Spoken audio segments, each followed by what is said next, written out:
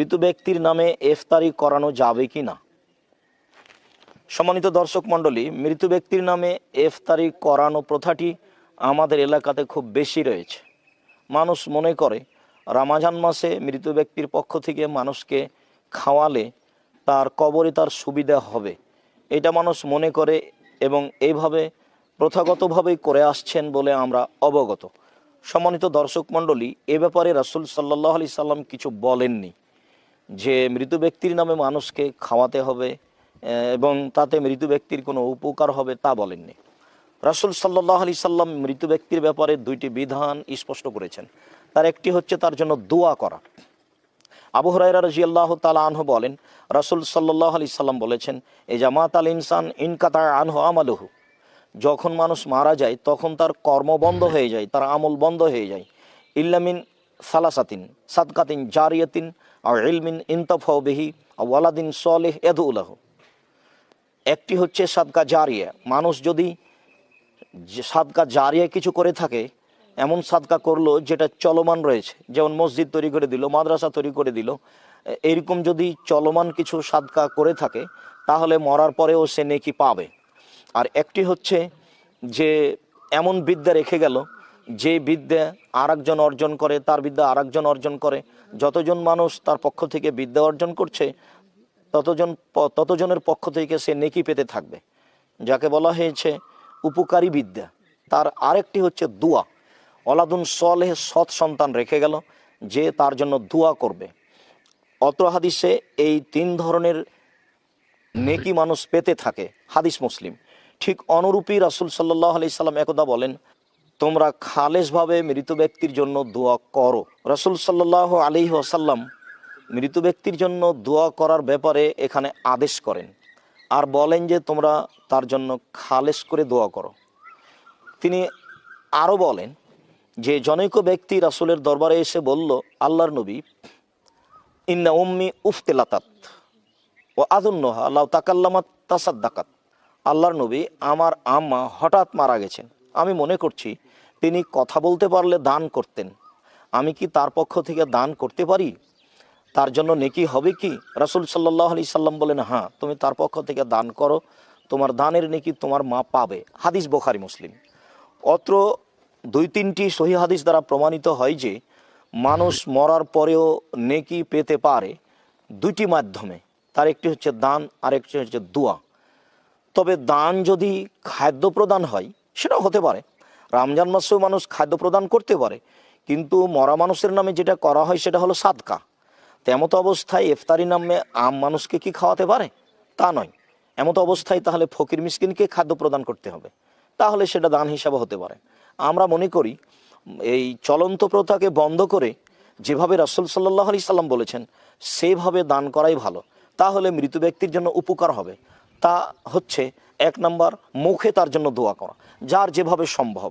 ছেলে মেয়ে কিছুই যদি বলতে না পারে তাহলে বলবে, আল্লাহ তুমি আমার পিতাকে আমার মাতাকে ক্ষমা করো। অন্যথায় যেভাবে তার পক্ষে দোয়া করা সম্ভব হবে সেভাবে করবে, রব্বির হামহুমা কামা রাব্বায়ানি সাগীরা।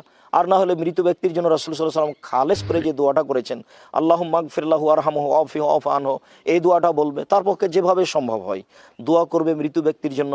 এ কথা রাসূল সাল্লাল্লাহু আলাইহি ওয়াসাল্লাম বলেন, বরং তিনি আদেশ করেন। এটা হচ্ছে একটা মাধ্যম। আর একটা মাধ্যম হচ্ছে দান করার, যার প্রমাণে একাধিক হাদিস রয়েছে।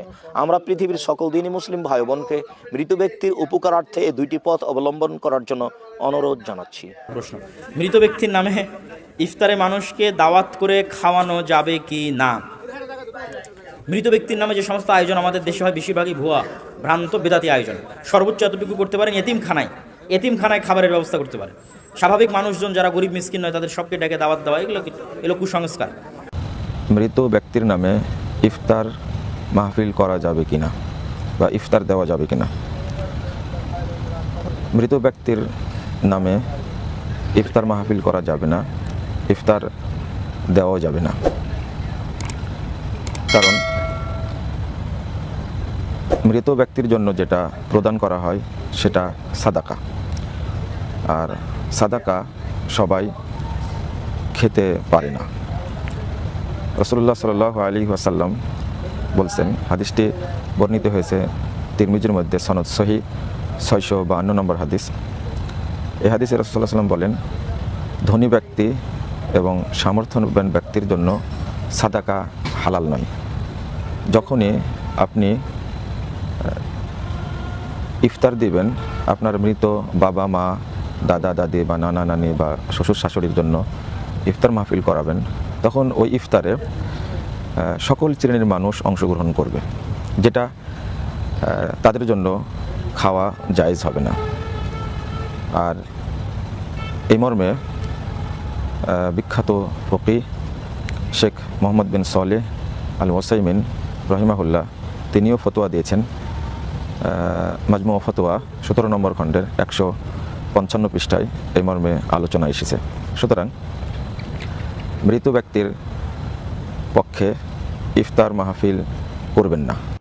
মৃত ব্যক্তির জন্য ইফতারি দেওয়া যাবে কি, এবং মৃত ব্যক্তির জন্য জীবিতরা কি করতে পারবে, এবং সেগুলো সম্পাদনের পদ্ধতি কি, কোরআন সুন্নাহর স্পষ্ট দলিলের আলোকে জানতে চাই।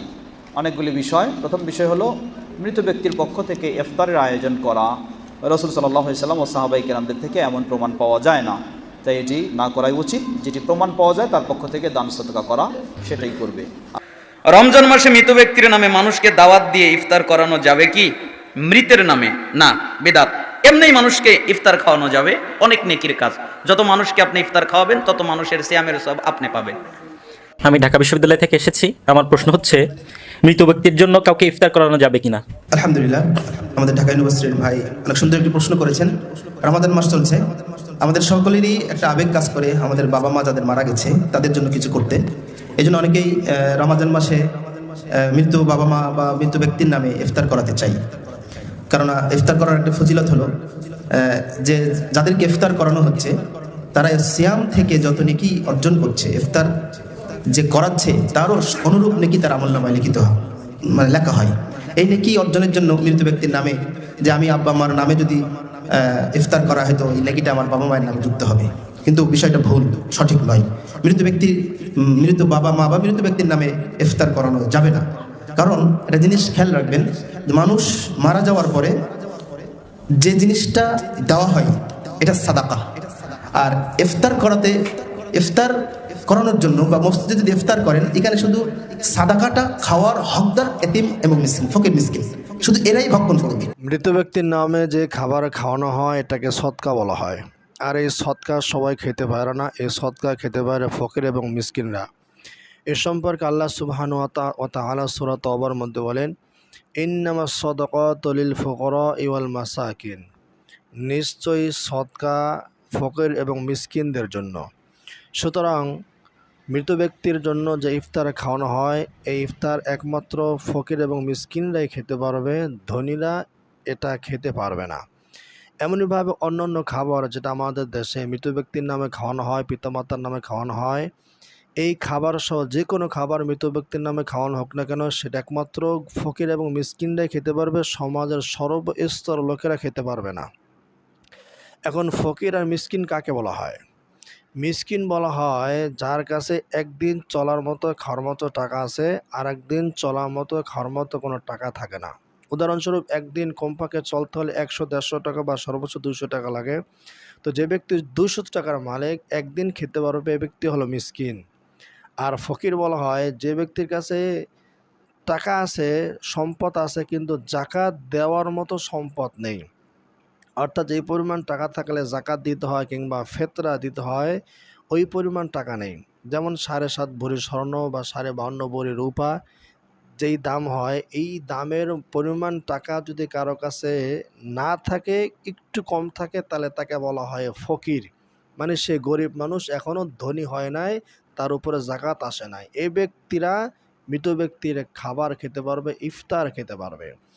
যারা জাকাত দেয় এবং যাদের উপরে জাকাত দেওয়ার মতো সামর্থ্য আছে, তারা মৃত ব্যক্তির খাবার খেতে পারবে না।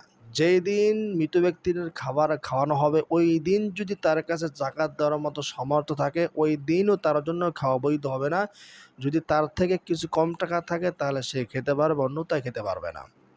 মাদ্রাসার তালেব ইলমের ছাত্ররা যারা পড়ে, তারা অনেকে আছে ধনীর ছেলে, ধনীর ফ্যামিলির ছেলে হলেও ছাত্ররা কিন্তু গরিব, কারণ তাদের কোনো ইনকাম নেই। এই হিসাবে মাদ্রাসার ধনী ফ্যামিলির ছেলেরাও মৃত ব্যক্তির খাবার খেতে পারবে, ইফতার খেতে পারবে। আল্লাহ তাআলা এই মাসআলাটা আমাদের বুঝার এবং আমল করার তৌফিক দান করুন।